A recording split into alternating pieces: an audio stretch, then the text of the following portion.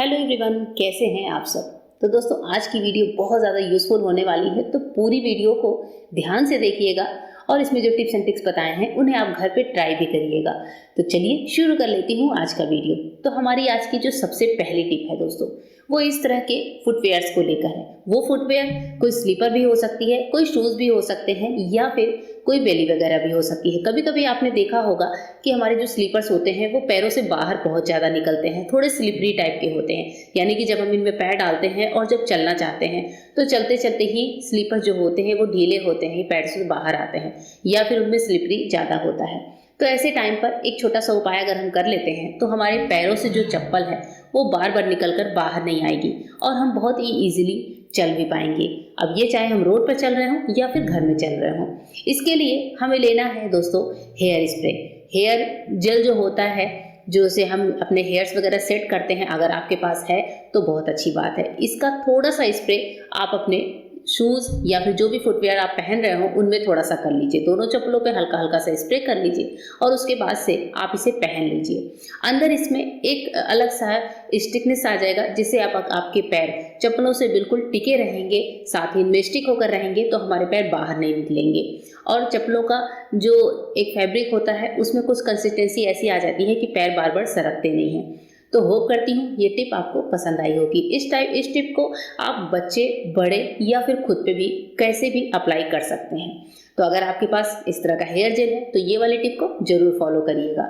चलिए बढ़ते हैं आज की अपनी नेक्स्ट टिप की तरफ। हमारी आज की जो नेक्स्ट टिप है दोस्तों, वो आई मेकअप को लेकर है। जब भी हम आई मेकअप करते हैं, चाहे हम काजल या सिंपल लाइनर ही क्यों ना लगा रहे हों, आपने देखा है कि थोड़ी ही देर के बाद हमारा आई मेकअप बहुत ज़्यादा फेडेड होने लगता है और हम इस पर एक फाउंडेशन के बेस भी देते हैं। उसके बावजूद जो होता है, जो आई मेकअप होता है, चाहे हम कॉलेज टाइम में कर रहे हों, घर में कर रहे हों या फिर कहीं शादी पार्टी में कर रहे हों, तो उस टाइम पर ये आई मेकअप बहुत जल्दी फेड होने लगता है और फिर हमें लगता है कि हमें इस पर वापस से काजल या लाइनर लगाना चाहिए। तो इसके लिए आपको एक टिप देने वाली हूँ कि जब भी आप आई मेकअप करें तो उससे पहले वैसलीन को ले लीजिए। जी हाँ, थोड़ी सी पेट्रोलियम जेली को हाथों पर लीजिए और अपने आईज की यहाँ पर कवर पर, आईलिड पर अच्छे से अप्लाई कर लीजिए। उसके बाद से जब आप आई मेकअप करेंगे तो आप देखेंगे कि आपका आई मेकअप काफ़ी ज़्यादा टाइम तक टिका रहता है। वैसलीन जेल जो होता है मॉइस्चर की एक अच्छी सी लेयर बनाता है हमारे आईज के ऊपर, जिससे हमारा आई मेकअप बहुत देर तक टिका होता है। तो जब भी आप आई मेकअप करें, सिंपल लाइनर ही क्यों ना लगाएं, इस टिप को जरूर फॉलो करिएगा। और जो लोग आई शेडो वगैरह लगाते हैं तो उनके लिए ये टिप तो वैसे भी बड़ी कमाल की होने वाली है। नेक्स्ट टाइम जब भी आई मेकअप करिए तो वैसलीन को अप्लाई करना बिल्कुल भी मत भूलिएगा। इससे हमारे आई मेकअप ड्राई भी नहीं होते हैं, इनमें बहुत अच्छा सा मॉइस्चर बना रहता है। चलिए बढ़ते हैं नेक्स्ट टिप की तरफ। नेक्स्ट टिप है हमारी पुराने शॉल होते हैं या फिर इस टाइप के जो पतले वाले ब्लैंकेट होते हैं, जो आजकल हम लोग एसी वगैरह में ओढ़ते हैं, गर्मी के दिनों में इस्तेमाल करते हैं, या फिर सर्दियां जाते जाते दिनों में हम इस तरह के ब्लैंकेट का इस्तेमाल करते हैं।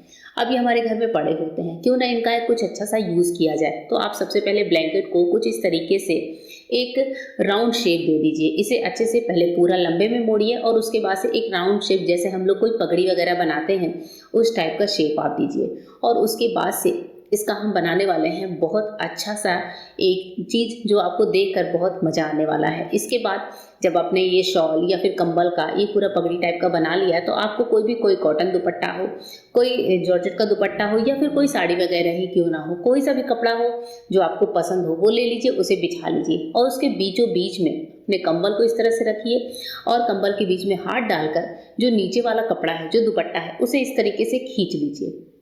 ये पार्ट खींचना बहुत ज़रूरी होता है, तभी हम इसमें बाकी पार्ट को टक कर सकते हैं।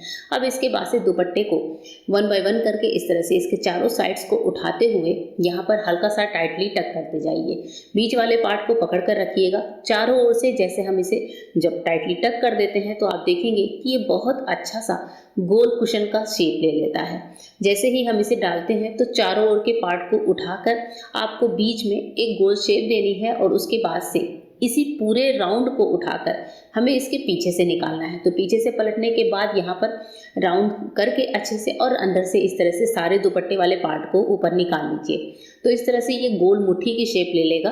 और इस मुट्ठी में अब आप क्या करिए कि इसे अच्छी सी शेप देकर, जैसे मैंने लिया है कॉटन का दुपट्टा नीचे वाला, तो ये हमारी मुट्ठी ऐसे ही बनी है बिना कुछ लगाए। यहाँ पर आप कोई रबर बैंड लगा सकते हैं, बालों का कोई रबड़ हो जो डिज़ाइनर हो वो लगा सकते हैं, या फिर यहाँ पर आप किसी चूड़ी, जो बैंगल या कड़े होते हैं, उनका भी इस्तेमाल कर सकते हैं। कांच के कड़ों का इस्तेमाल नहीं करें, क्योंकि अगर किसी ने सर रखा तो कांच के कड़े टूट सकते हैं। तो जैसे मेरे हाथों में गोल्ड बैंगल है, मैं वो लगा कर दिखा रही हूँ। तो ये देखिए, इस तरह से बैंगल्स भी लगा सकते हैं। तो ये देखने में एक राउंड कुशन का रूप ले लेता है। इसे आप सोफे पर रख सकते हैं, और जब आपको ज़रूरत हो, जब आपको लगे कि ये डिज़ाइन तो पुराना हो गया, तो आप अंदर से ब्लैंकेट को निकाल कर वापस से यूज़ भी कर सकते हैं, या ऊपर वाले दुपट्टे को चेंज करके नया कुशन भी बना सकते हैं। और ये खुलता भी नहीं है, बहुत अच्छे से कंबल को समेटे हुए रहता है।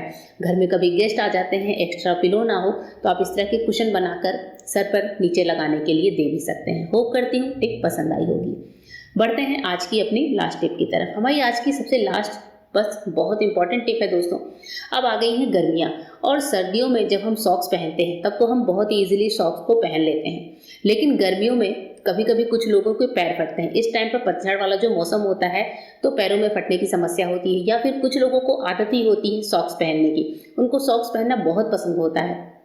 तो गर्मियों में सॉक्स जो है हम खरीदने जाते हैं, तो इस तरह से होता है हमारा एक्स्ट्रा खर्चा। लेकिन अगर हमारे कुछ सॉक्स हैं जिनको हम यहाँ पर रीयूज़ कर सकें, छोटा बनाकर यूज़ कर सकें, तो उसके लिए क्या उपाय करना होगा, चलिए मैं आपको दिखाती हूँ। जैसे मैं यहाँ पर एक एग्जांपल के तौर पर एक सॉक्स आपको दिखा रही हूँ, और इसे मैं पहनाऊँगी बच्चे के पैरों में। तो जैसे हम सॉक्स पहनते हैं वैसे ही आपको पहनना है, और पहले आराम से एकदम ईजी तरीके से, जैसे जितना भी बड़ा सॉक्स है आप उसको पूरा खोल कर पहन लीजिए।